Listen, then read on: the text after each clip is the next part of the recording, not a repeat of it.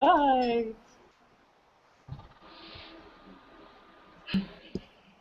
Okay, welcome to the second HST Hangout hosted by IRA, the Illinois Regional Alumni Association. We are here tonight to talk about Food Inc. and how that relates to this year's honor study topic. Now, before we get started, I just wanted to let everybody know that we are very excited to discuss this topic tonight and how it relates to, like I said, this year's honor study topic. However, it's really important to note that each of us are discussing tonight's movie based on our own personal experiences, and none of the people who are on this conversation, who are on this call tonight, are considered experts in this topic by any means. We have all done our research. We have all looked into all the different facets of this movie to the best of our ability, and we are very excited and prepared to talk about how we feel about the movie. But it's very important to make sure that at any time, if you feel that you want to come back and take a look at what we have here and you want to share that with anybody else, to fact check it first. Please fact check it first. Don't just say, it's because Iris said so. We'll do our best to post references in the chat window as we go through when they're available. But that being said, I want to introduce Nicole Holm. Nicole is going to lead our discussion tonight. Nicole, if you can say hello and just kind of introduce everybody else, that would be great. All right. Hello, everybody. I'm Nicole. I am a certified chef at a country club. Also joining us tonight is IRA President Michael Story. Hello. Renee Robbins, who introduced me. Christina. And April. Hello.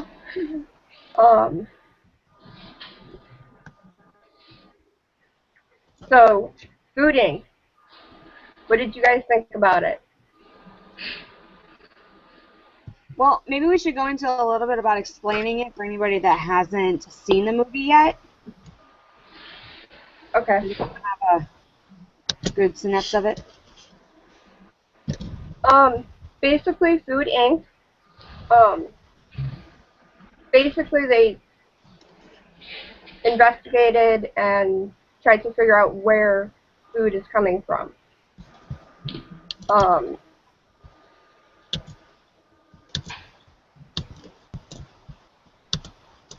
Can I jump in, Nicole? Go for it. So, Food Inc., for those of you who haven't seen it, it's a documentary film, a series of vignettes exploring our modern-day agriculture and the way our food is prepared and how it differs from in the past. It's an interesting series that takes a look about how food has become much more commercialized, taken out of the hands of the everyday farmer and put more so in the hands of multinational corporations. And so some of the themes they explore are the transparency or lack thereof of food production, both agriculture and animals, the patenting of genetic code as it relates to seeds, and what that means for farmers and corporations, and then the issues of safety and sanitariness and that kind of thing, and the level at which is that the responsibility of consumers, producers, or the government to make those laws. So it's a synopsis therein. Thank you. You're welcome. I've also attached in the sidebar IMBD's synapse of it as well. Thank you. Internet Movie Database, man, that is always the place to go. Always the place to go when you have questions. So, Nicole, do you want to talk a little bit about your questions that you had proposed to the group? Yep. I wrote 8 discussion questions that we'll start going over now. One of the things discussed was the E. coli 0157H7 that has been traced to ground beef, sausages, unpasteurized milk and cheese, unpasteurized apple and orange juice, alfalfa and radish sprouts, spinach, lettuce, and drinking water. Why has this dangerous strand of E. coli increased in our food system.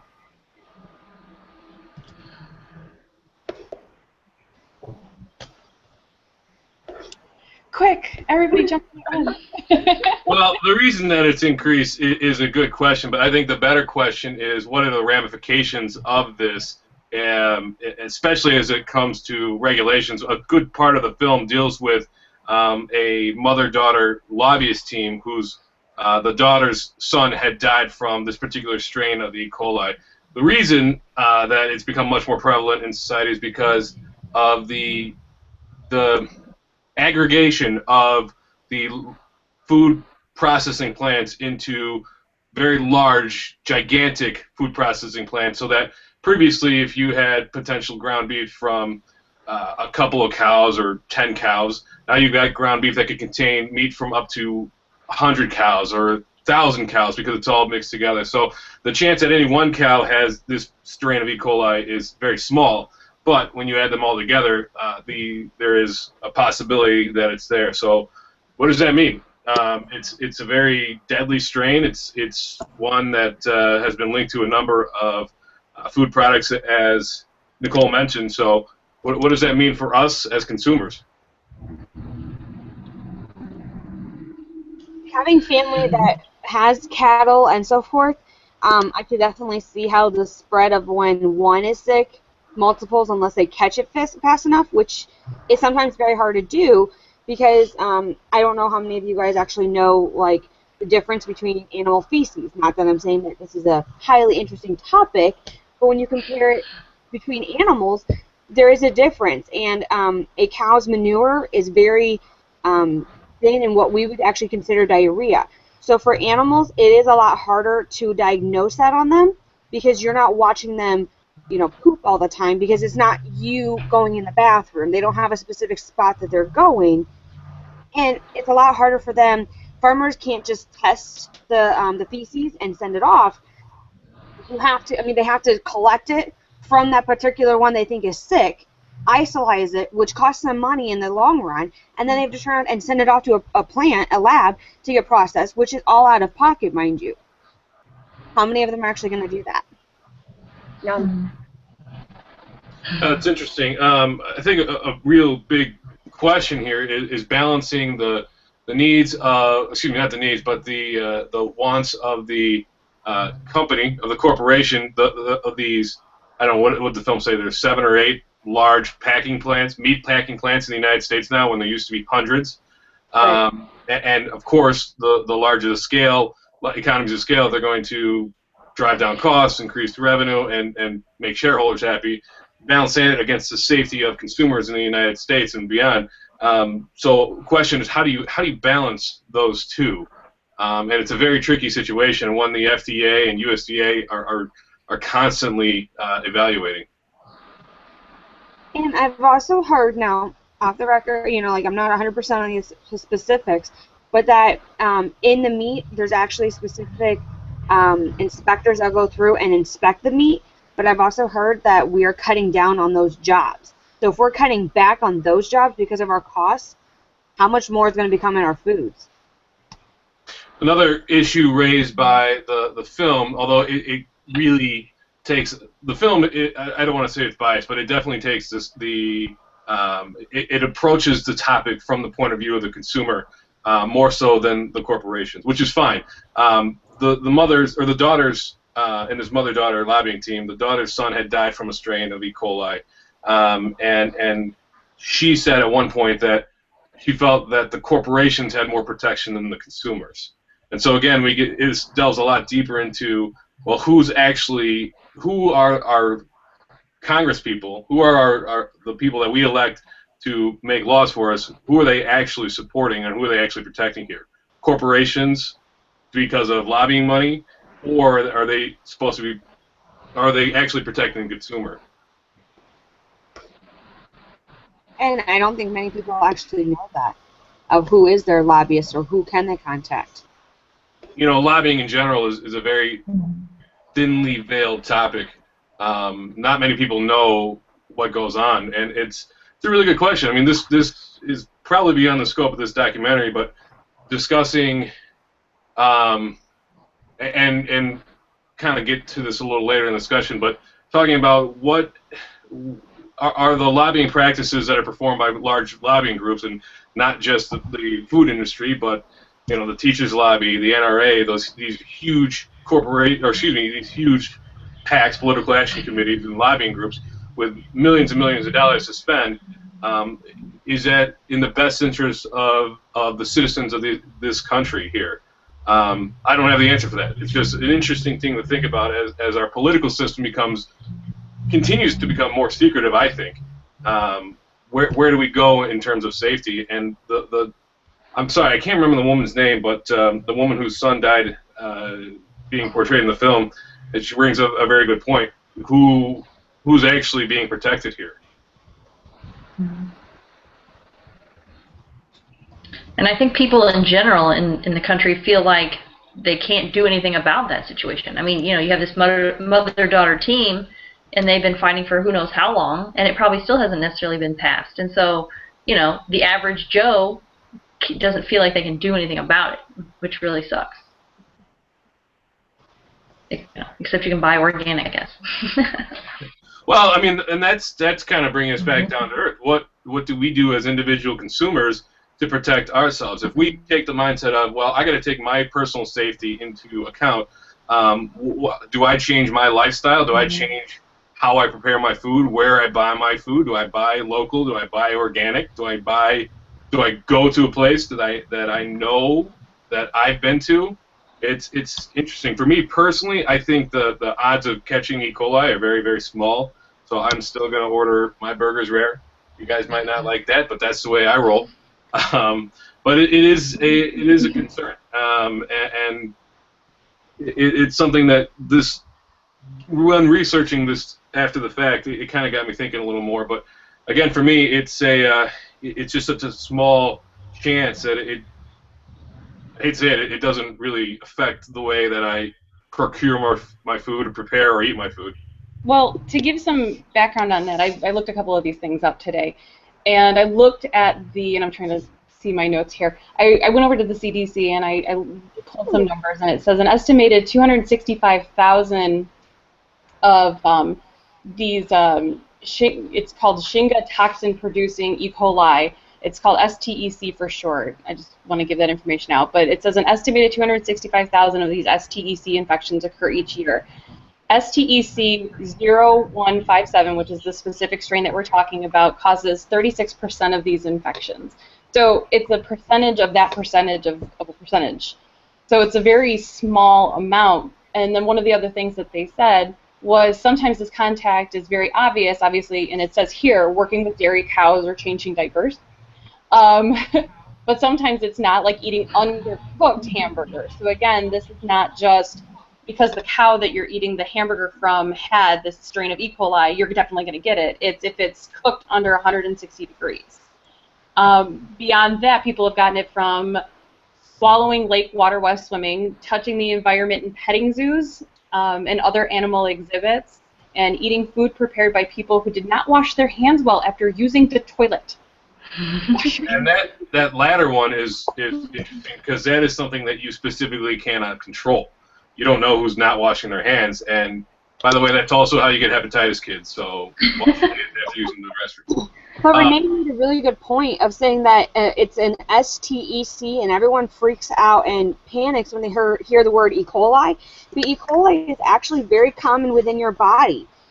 You have to have that to help digest some of your natural nutrients. It's just the type and the amount that's in your system. So, I mean, I think it's important, April, to point out that you're a nurse. Oh, Right. sorry. You're in nursing school. Are you defending the germ there, April?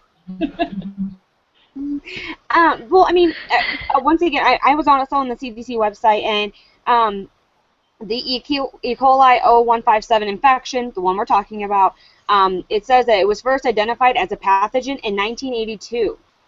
But they also comment that the other strands are not documented because they're a lot more rare. So, they could be worse for all we know, but we don't have the research to go back behind them. And from the nursing perspective, talking about people and their feces and such, like, that's a common thing for me. So I mean, So lucky. well, it is. And when people say, like Renee, when you said changing a diaper, people automatically think of a baby. However, we also have other people that are in diapers. I mean, whether it's an infant, so a baby, or if there's an elderly person, or what if they're disabled. Any of that and that factor can be changing a diaper.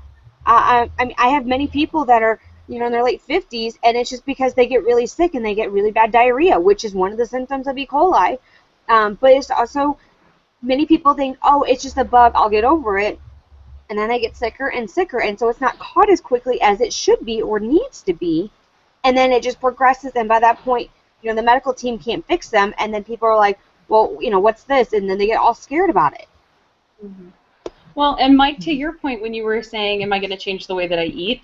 When I was pregnant with my kids, I did. I purposefully did not eat, you know, certain types of fish, and I couldn't eat spinach because that was when that huge outbreak of the E. coli in the spinach happened. I couldn't have any of that stuff. I couldn't have alfalfa. They put alfalfa on my tuna fish sandwich at Jimmy John's, and I remember I had to throw the whole thing away. I was very upset. But I remember specifically having to think about that, and it's very taxing to have to think about that. There constantly you're going, can I eat this? Can I eat this? I actually put my husband in charge of what I could eat and what I couldn't eat, and just a note, that's a really bad thing to do. But so it kind of bringing it back to the film, it's the question then becomes individual rights versus corporations' rights, and since there are things that we can't control, there's things that we do on a daily basis that we cannot control, whether or not we're going to be exposed to this. The film makes the point that we should have better, stricter regulations and testing to prevent that from getting into the food in the first place. Then that obviously costs more money, and the question becomes, who's paying for that? Do consumers pay for it? Do they increase prices, or do companies take the hit in their profits? And I can tell you the latter is not ideal for most companies. Well, and then it goes to the middleman, and it goes to the farmers. But you know what? The farmers are already so far in debt that they're not going to be able to afford that, which is part of the problem right now. well, Nicole, one of your questions talks about that. Yeah. About how great is it to? Do I remember your question right?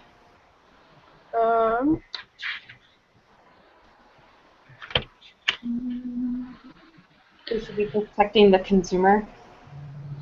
Right. But from a culinary standpoint, with the E. coli and any foodborne illness, if you cook things to the proper temperature and store things correctly and wash your hands properly, most of that stuff can be prevented. But you're only liable for yourself. You can't, you know, you can't speak up for somebody else unless you physically are watching them 24/7. True. Mm-hmm. But I agree with Renee that it kind of brings us into one of your next questions, Nicole, about the consumers and do we have the right of where our food comes from and such. Number 3. Question 3. As consumers, do we have the right to know where our food comes from, how animals are treated, how agriculture is grown? And then there's a second part to that question. Do animals have the right to a certain quality of life? As an animal activist, yes. As a food consumer carnivore, no. Carnivore. I love it. Well, I think a good point is that there's a difference to me, honestly. I volunteer at my local shelter. I love animals. I still eat meat. But I know I have friends who are vegans. I have friends who are vegetarians because they can't eat things with faces on them. I totally get it. But for your second part of your question, where you difference between, yeah, obviously free from disease, free from torture, obviously. But an animal standard of living is different than a human's, and I think a lot of people forget that sometimes. people do forget that, but keep in mind, legally, no, animals do not have the right to a certain quality of life. They're considered property. Animals don't have rights. They're property. As harsh as that may sound, they are property. Now, just from a humane standpoint, of course, animals have certain. I think there's certain expectations that should be met about the way animals are treated. In response to the first part of the question, do consumers have the right to know where their food comes from? Yes, to an extent, but from my personal standpoint, do I want to know where my food comes from? Do I want to pull back the curtain and see the way that the ground beef is made? Not particularly. Some of those scenes in that film and some of the things that I've seen online are pretty tough for me to swallow, having never been exposed to it or grown up with it. So it's an individual choice that I make, and I try not to think too hard about it. Ignorance is bliss. Exactly. Mark Zuckerberg, who won't eat any meat that he doesn't kill himself. For him, I don't know that I could actually kill an animal, though. Well, and that's what it comes into. It's really, you have to look at yourself and decide what you really believe in. And, like, you know, we're not talking about your cat and your dog that's in your household or something like that. I mean, we're talking about livestock and, you know, mass-produced animals. Like, that's the quality of life we're talking about. You know, of course, you know, I'm still going to buy my dog, you know, her slippers and stuff like that because she's spoiled. But, I mean, if I had my, you know, a cow in the backyard, am I necessarily going to go buy slippers for that cow? No. But, I mean, there's a difference, you know, of quality. And I agree with Mike that I can't personally kill an animal, but I'm still a carnivore. So I understand that in order for me to get my meat intake, that has to come from somewhere. Now, yes, I can choose whether I want it organic, whether I want it to be, you know, at a local, you know, farmer stand, so forth. But that's where you really have to get picky, and whether you're willing to pay that price or, once again, pull back that curtain and really see where that's at, or do you, quote, bite the bullet and just eat what it is.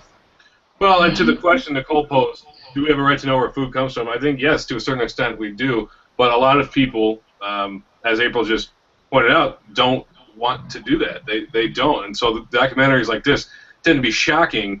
But when you kind of step back and take a look at it, it's, well, did I want to know that at the beginning, or why did I watch this film? Am I going to then make changes to my life? And that's the purpose of documentaries in general. So, but April, I wanted to transition a little bit. You brought up the term organic, and even though it's not discussed much in the film, it's an interesting topic because, again, legally, organic does not have a definition, and so you can slap organic on pretty much anything. Yep. It's got a cultural meaning attached to it, but the government doesn't regulate organic yet. I don't know. Very hard from a medical perspective of telling somebody that it's better to eat an organic food. Lower income, they don't know the definition of organic, so unless you break it down for them, and literally, in a sense, it's like any interpretation. Everyone's is different. So what I consider organic could be that it comes from my local farmer's market, whereas Christina's organic version could be, oh, it's from my local Walmart. You know, it doesn't necessarily have to be, or, you know, Renee's, I mean, I know you don't live on a farm, but it could be, it came off of my exact farm. I know where it came from exactly. It's a lot of different. Grass-fed? Is it corn-fed? Is it? There's so many questions that you can get into. Oh, yes. And then I love these restaurants, how they put out that they're organic of this and that.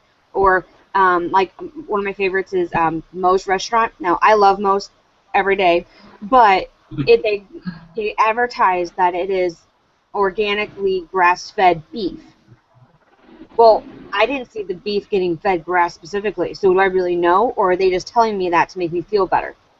But do I really want to pull back that curtain and really find out, or do I just want to make myself feel better knowing, oh, hey, I'm eating something healthier because it's grass-fed and not corn-fed? But going back to the medical perspective of, like, really explaining that to somebody, but the thing is, what you are doing is you are giving them your personal opinion, because, like Mike said, there are no regulations, and people are fighting for that in legislation, and I can't tell you specific rules or laws or anything like that, but they are fighting for more guidelines for and regulation of organic. But it's definitely a work in process. It's going to take some more time. Did I kind of hit the points you wanted me to, Mike? Yeah, I think so.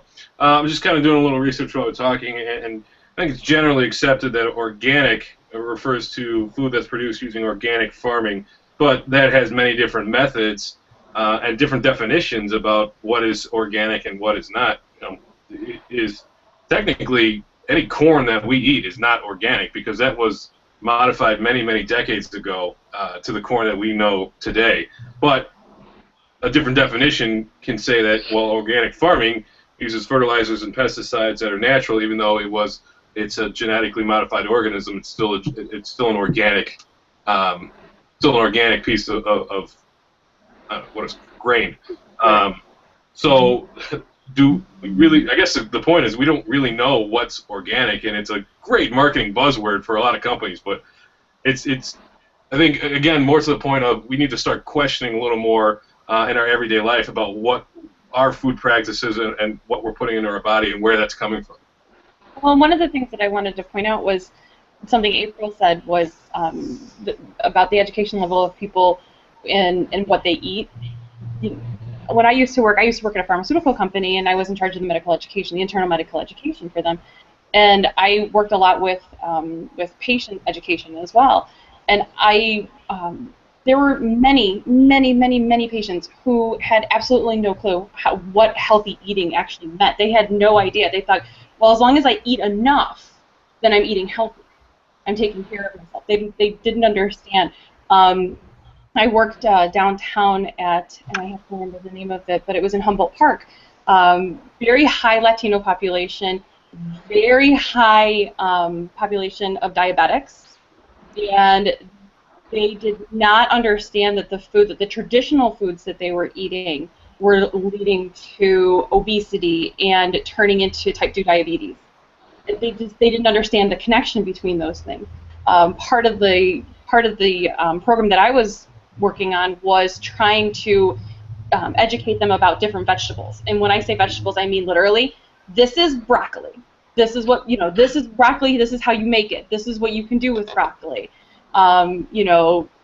Just different types of vegetables. Every single week we had a program about different vegetables because they just didn't understand that connection. And for people to have questions, they need to have an educational foundation first. And if they don't have that educational foundation, we can't get to that point where we start questioning what's in our food. Well, and going into that, Renee, it's also a factor of economics and what money they make and so forth. I mean, the family that was in the movie itself, they were Hispanic and Latino themselves, and they willingly admitted that, do they choose to eat healthy versus her husband's medication, who was also, by the way, I believe, diabetic. Mm-hmm. Do they pick, to pay for his $200, medication, which, don't get me wrong, Renee, I'm sure you understand, and everyone that's got a prescription, medication is expensive, and that's with insurance. Not to mention, if you don't have insurance, how much you're paying out of pocket, and then you want me to eat healthy on top of it? Whoa, you're asking for me a lot. I get that a lot in the hospital, and I'm talking to my patients that they go, well, do you want me to eat it all, or do you want me to pay for my medications? And I'm like, oh, Don't get me started about the family, because I feel for them. I'm there, but when you look up at a sign and you say, oh, look, Pop, you can get 4 for $5, but we can't buy broccoli, which I think was their example. They wanted to buy broccoli and they couldn't afford it because it was too expensive. And I look and I go, water is cheaper. Do water instead of the soda, and then take that $5 and buy your stock of broccoli. I understand, but those are the choices where you go, but it's cheaper, and it's just there's the idea behind, okay, well this must be okay for me because it's cheap and it's accessible and it's it's accepted. We're just gonna have some pop. That's fine. They don't understand the sugar levels involved. And once again, that goes into the education. But you know what? Unfortunately, Renee, I'm so happy to hear that your company that you used to work for did that education, because I can tell you that there's not many programs in my area here that actually educate people of what proper eating is. So, once again, education, everything comes down to it costs money and who's willing to pay for it. Well, and Nicole posed a very interesting question on her discussion questions. Should access to healthy food be a right for everyone?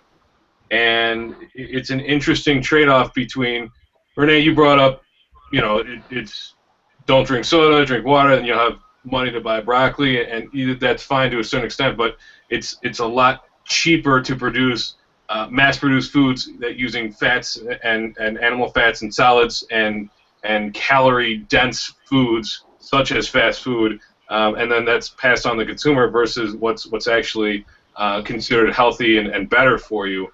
And this really is a class issue alongside just a health issue. And one of the things that we as citizens of this country need to consider are the negative externalities of having an entire populace that is not eating even to the not. I don't want to. How should I put this? They're not eating as well as some would consider them to be.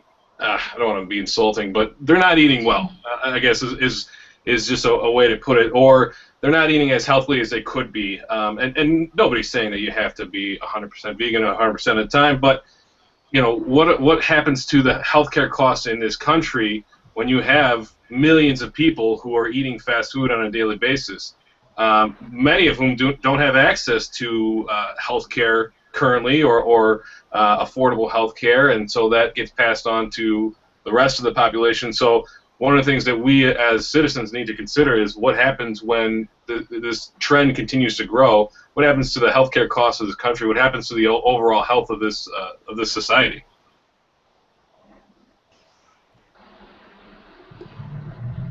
I think that we're paying those costs already because we've been, you know, there's enough middle class, lower class people that can't afford to buy quality, healthy food from the farmer's market.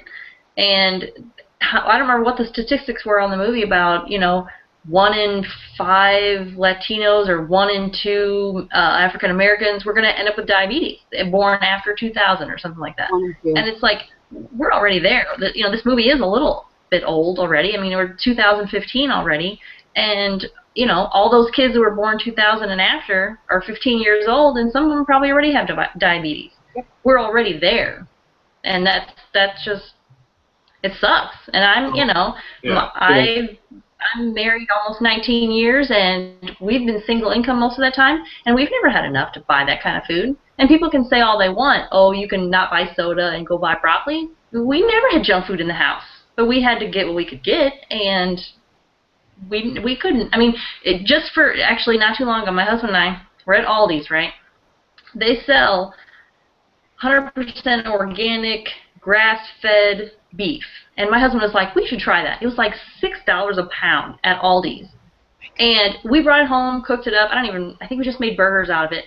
It tasted like a freaking steak from Texas Roadhouse. It tasted nothing like any ground beef that we had ever tasted before. So you know there has to be some funky stuff in the regular meat that we're eating, because this was amazing food, but it was so expensive. There's no way you could afford that every day. That's my 2 cents. Much more expensive to produce that quality of food, too. Yeah. Then whose responsibility is it? And I'm just asking this as a rhetorical question. Are we as citizens responsible for the direction that the health of this country takes? And I think to a certain extent we are. And Renee, you really hit it on the head when you said education is key here. The way that we're going to change people's mindset about the way they choose to eat is through educational initiatives. Yeah, you can provide healthy alternatives all you want, but until it becomes as inexpensive or less so, people are going to gravitate towards easy, quick, and cheap.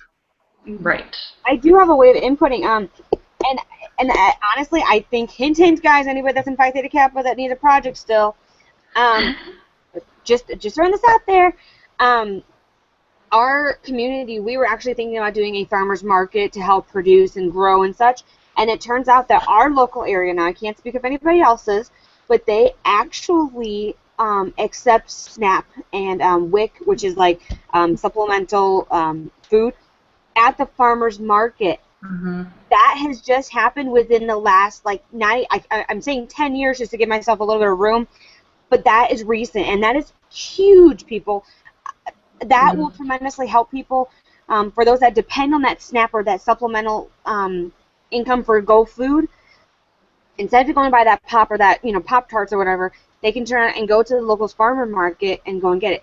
Now, yes, I only know it's a seasonal thing, but personally, from a medical perspective, I would rather my patients and community be buying that even seasonally and knowing that they're getting something healthier for part of the year than not getting anything at all. So anybody that wants a project, hint, hint, wink, wink. April, for those of us maybe not familiar, what is SNAP? Can you explain it a Oh, I little knew bit? you were going to ask me. It's, I can't remember the exact definition, but it's a Nutrition. supplemental Supplemental supplemental nutrition nutrition something. program. Did you guys hear that? Yeah, it's basically I mean, it's what people think of as food stamps. You know, Yeah. that's basically Yeah. what. That's what I thought. I wasn't Supplemental sure. Nutrition Assistance Program. Right. Yeah, and it's basically food stamps. They just changed the name basically. Well, because food stamps sounds so bad. And a WIC is another one that I mentioned. Stamps do have a negative connotation. That's interesting. That's refreshing to know that that we're providing, as a society, we're providing alternatives to the junk food aisles in the grocery stores for people to eat healthier. Again, it's tough to really reconcile that with your daily basis because we don't see the like I said, the negative externalities of it on a regular basis. But Christina's right. We're there now. We are seeing record healthcare costs in this country. And a lot of that has to do with not just our eating habits, but our sedentary lifestyle. So, initiatives such as the NFL Play 60, which encourages kids to get out and play 60 minutes a day, keeping or increasing the time that kids spend in physical education in schools, healthy eating education as part of our curriculum. They're all really important steps that we need to take in order to get this country back to a place where we could be considered healthy. Because I think most experts would agree that there's somewhat of an obesity crisis in the United States these days. Not somewhat. We're there. Everyone, yes. Well, I'm trying not to make any definitive statements without any evidence to back it up. Okay, see this face? We're there. And that's coming from you from a medical perspective. I mean, yes, I do know that I may not eat healthy all the time, but I do try to make better choices versus when it comes to the grocery store, do I buy that head of broccoli or do I buy that pop? I 90% of the time will choose that broccoli. Now, I'm not saying it's not okay to treat yourself. Yes, occasionally, I just had a birthday. I'm going to buy myself a pop, okay? I'm going to do that. But... For all you Clemson Duck fans out there. What's that? No, I'm sorry. Go ahead. Anyway, but I mean, it's all about the choices, and people don't realize that they have those options. I consider myself and everyone on this board, and I'm sure the people watching this video, as well educated. And how many of you guys knew about the fact that supplemental or the SNAP or food stamps were accessible possibly to your food market? How many of you are going to start asking now if you go? Yeah. But again, it's still about the limited amount of money and the limited amount of resources that they have, and then knowing that they can go there. But, you've got a lot of things to juggle to know what you want to buy, and how long that money has to last.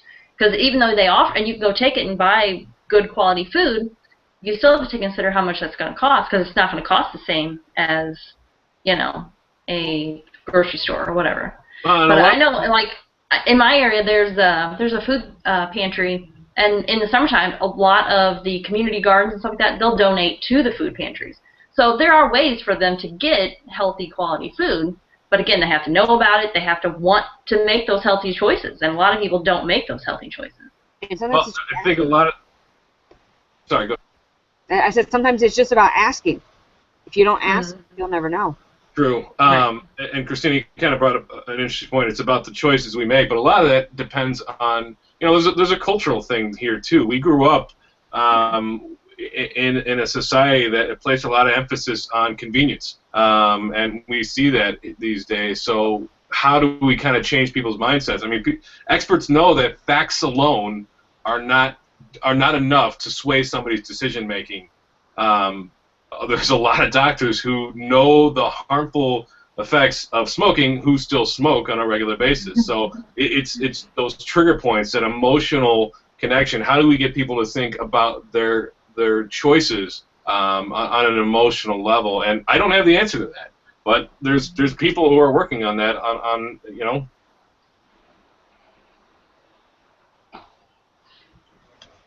Well, that's the thing. I think you have to tap into what's in important to people and what is going to motivate them. And, you know, one of the things that I think about when I think about the whole, you know, what's going to motivate them was one of the issues that I think, Nicole, you had raised in your second question was, you know, do people have the right to patent these things, and do they have the right to, you know, make money off of this?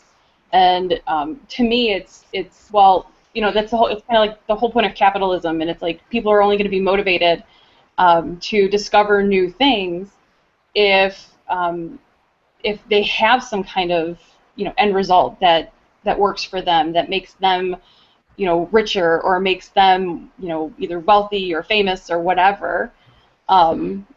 You know, and unfortunately, I don't think people are really out there to do things for the greater good. You know, they're not out there to eat healthy so that the taxpayers don't have to pay for, you know, people to go to the doctor. They're like, okay, well, if it makes me feel better, if it makes me look better, then I'll eat healthier. Or, you know, if I can, you know, invent the next breakthrough seed and that'll make me rich and famous, then I'll go ahead and I'll do it. But it's all about, you know, it's all about me. I think that's where we're at with our society right now. Has anyone read Freakonomics? So Freakonomics is an interesting read. If I'm going to get the book as soon as I'm done with this point, but it's a fantastic look at various aspects of our modern life and how they have causalities that may not be as readily apparent. And one of the big points that the author, the economist Stephen Levitt, makes is that people respond to incentives. So how do we incentivize people to make better choices when it comes to eating and other healthy habits too? I mean, Food Inc. is all about food, but a lot of what we're talking about is the general health and welfare of society. So how do we make better choices in terms of smoking and exercising and all that kind of stuff?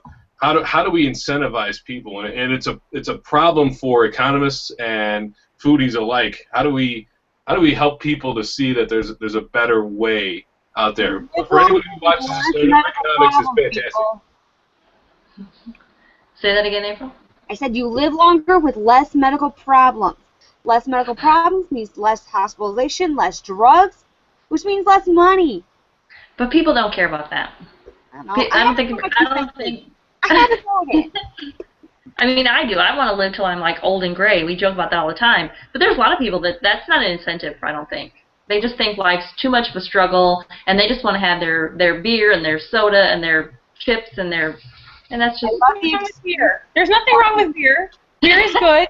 That's sucks. And that's the excuse that someone's always like, well, something's going to kill me. It might as well be something I enjoy. Right. And yeah, so they're not going to make those healthy choices for that reason. I had to throw my 2 cents in, though. I'm sorry. My job would be proud of me. Freakonomics. It's a fantastic book. I'm encouraging everybody here to read it. Smaller. I think there's like a documentary or something about some of that, or a short movie I had to watch in. The authors did a documentary, an HBO documentary about some of the aspects of the book. But there's Freakonomics, Super Freakonomics, Think Like a Freak. It really gives you, it's an interesting insight, and some of the stuff they talk about are what we're talking about this evening. I think they also have a podcast on iTunes. And you know what? Somebody needs to forward this to Stephen Levitt and tell him that I need a little kickback for my promotion of his books. I'm sure he's watching right now. I hope so. I think we only got a few more minutes. Is there anything else that anybody wanted to talk about? Or Nicole, is there another question that you wanted to bring up from your list? Well, let's go with who do you think should have the power to decide food policies, laws, food safety, and other food-related matters? Oh boy. Responsible for keeping us safe. Instead of a few minutes. I put my finger on the nose on that one. I'm out.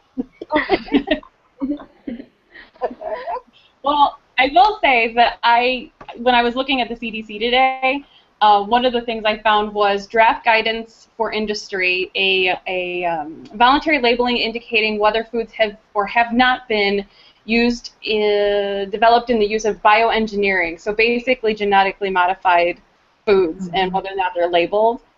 Currently, it is not a requirement to label whether or not things have been genetically modified, but their guidance actually indicates that it gives you a whole bunch of different ways to indicate that your food has not been genetically modified.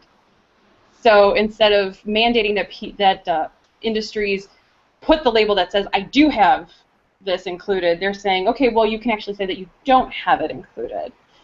So it's really interesting reading, and it actually incorporates some different focus group data. It talks about consumers express that they prefer the term biotechnology over such terms as genetic modification or genetic engineering on their food. So it's actually really interesting reading. I'll put the link in if anybody's interested in it. Yeah, I'd be interested in reading that. You know, Renee, you brought up a good point. There's scores of regulatory agencies and industries in various industries that have different labeling practices, and the tough thing is how do you regulate that? How do you reconcile all of that? Where one person might have one labeling category that tells you one thing, a different industry or a different regulatory body might have something different. So, question is, who should be making these decisions about what we have the right to know and what our regulations are? I think it really should be experts. And one of the problems with a lot of what we do with Congress these days, and without getting too political, is we elect people who don't necessarily have the experience to make laws on specific topics. And if Congress is passing laws about food safety and regulation, but they're just getting information from lobbyists and they don't really have the time to spend doing the research on their own, we're kind of putting it in the hands of people who might not have our best interests in heart. So I really think that kids, you should grow up and become economists and work in this field, because there's a lot of good jobs coming up. Mike's PSA of the day. Yeah. Work in finance and economy, become an economist, and if you want to work in the food industry, there's a lot of opportunities there. And I don't work for the food industry, so just throwing that out there. Well, there are plenty of things that the CDC does, and the Food and Drug Administration, plenty of things that they do. And actually, that was from the Food and Drug Administration. That's my fault. I said CDC. Come on, Renee. But the Food and Drug Administration, when I worked at the pharmaceutical company, there was a lot about regulation and a lot about labeling, and the biggest thing was about patents and how long things were on patent, and that was one of the ways that the industry was that the FDA protected the pocketbook of the consumer and made sure that there wasn't a monopoly on different drugs and so forth. And they do the same thing. They're regulating it now, the food industry. They do the same thing with these genetically modified seeds. As a matter of fact, let me look this up real quick. I wrote it down. The Roundup Ready seed here it is. The Roundup Ready soybean that is discussed in Food Inc. actually comes off patent at the end of the year. So really? It actually comes off patent at the end of the year. So the whole part about that guy who was cleaning the seeds, and Monsanto went after the guy who was cleaning the seeds. They have a patent on that seed. It's the same way that if you had a drug that you were trying to copy the drug. It's in legal terms, they're thinking it the same way. If you're trying to copy that drug, you're trying to replicate that drug so that you can use it more often instead of what they have sold you. And when you look at it from that perspective, I think more people would understand it. I think a lot of people hate pharma and don't understand and hate the whole development cycle of drugs and how expensive it is. So they're not going to understand it and not agree with it no matter what. But long story short, even though this is very long and not short, long story short, Roundup Ready soybean comes off patent. So all of those people who have these Roundup Ready seeds can start planting them again. It's Monsanto attempting to recoup the expenses, and don't get me wrong, I'm not looking at the big huge billion-dollar company and trying to defend them or anything against some of the things that were shown in the movie, but I will say that they're trying to recoup their costs of development, and that's why they're trying to protect their patent, which legally they're allowed to do. Once it comes off of patent, all of those seeds that were cleaned or all of the seeds that are out there now can be replanted over and over and over again, because they no longer have that monopoly on those seeds. So there is a regulating body for that right now, and we'll see what kind of impact that has once 2015 is over. I don't think anybody's disputing that companies have a right to make a profit. In fact, that's the primary goal of companies is to make the shareholders happy, and you do that by making money. I think the film kind of brings up the point, though, that Monsanto, with its resources, may be going after farmers who are not violating the patent just to put a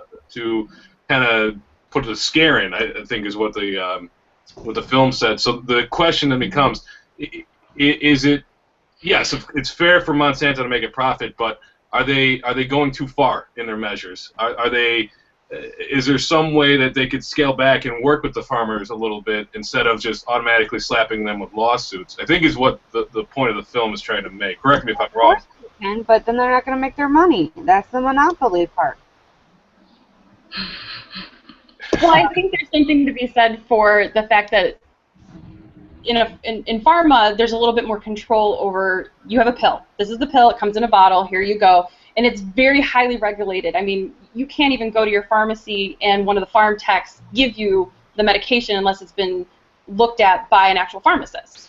Mm-hmm. In the case of these seeds, they can blow in the wind to the next door farmer, and all of a sudden half of his crops are this genetically modified, even though he's trying to stay organic. So, I think at that point, how do you regulate that? Well, and put everyone in a bubble. Has a lot of money to lobby Congress, and the film made the point that if you have a farmer who claims that they are not using Roundup Ready seeds, yet there are some crops found with that genetic profile in their fields, then the burden of proof goes on the farmer to prove that he was not using those seeds. Where we live in a country where people should not have to prove their innocence just because a company says that we're slapping with a lawsuit. I think it's a tough thing, and it actually brings up a bigger point about our legal system in this country, and does it favor those with money versus those without? I mean, justice is supposed to be blind, but there was a farmer in the film who made the point that the justice had two scales and they were loaded with money on one side, and it feels like that they're stacked. The odds are stacked against them, and I think it's an interesting point. I haven't done enough research on the actual cases brought up in the film to speak intelligently about them, but it's an interesting topic worthy of additional thought. Well, and there's nothing. I don't think that's just limited to food. There's a guy who has a website. It's like Nissan.com. I think his last name is actually Nissan, and he owns Nissan.com.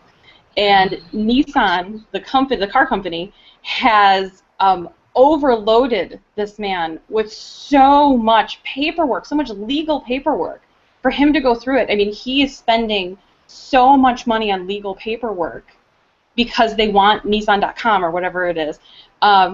So he's overloaded with this paperwork, but it's just a principle. He has the money to support him, but he's going, if I didn't have the money to support this, I would just have to give them the name, and I wouldn't get anything for it because they're drowning me in legal paperwork, and that sickens me. That sickens me. That's not fair. It's not, but it's a fact of life that's the world. That's the country that we live in currently. So I'm not a fan of the way the legal system currently works. But the only way to change it is for people to become active, for people to get out there and talk to their congresspeople, their state legislatures, their U.S. representatives or senators, and discuss these issues. And I think that's a really good point. Is a lot of what we're talking about tonight affects us all on an individual and a societal basis. And people might think that they don't have a voice, but it takes a collective to make a change, and everybody has a voice in that regard. I personally contact my legislatures on a regular basis, even though I know that as an individual it might not make a difference, but if they get enough of those calls and letters, then things do start to change. So we do have the power to affect change, despite what we kind of perceive in the country of big companies and big government running it. We are the ultimate consumers, and also the film made the point that you vote with your dollars, and if you don't like the way that things are done in a certain industry, you need to take your money and go elsewhere. And the biggest thing that companies do is when they start losing money on a certain product or process or whatever, they make changes. So it's a good way for us to all get involved in that regard. Definitely. So Nicole, are you proud? I am very proud. Thank you very much, Nicole. It's been great to discuss this. It's really brought a lot of stuff that, watching a film is fine, but discussing it on this level, it makes you think a little deeper.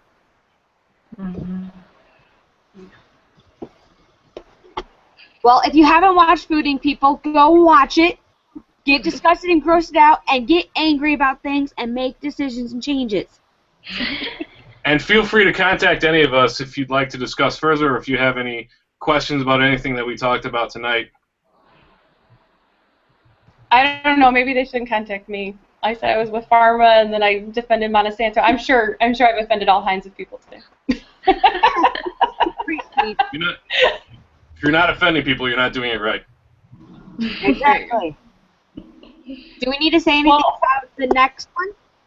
Well, I actually brought a little promotional piece. Next, March 26th is our discussion on emerging technologies, and I actually work in 3D printing, and I just finished this 3D print of Left Shark from the Super Bowl today. So I can get a good see that I didn't do it in color. That's my next project, is to print it in color. The closer you get it to the camera, the worse it is.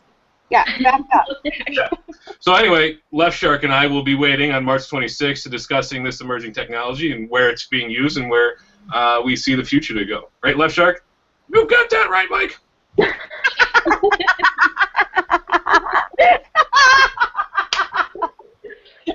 Mike, I'm not kidding you. The count of the viewers just went down when you did that. No, it spiked. Hashtag Left Shark.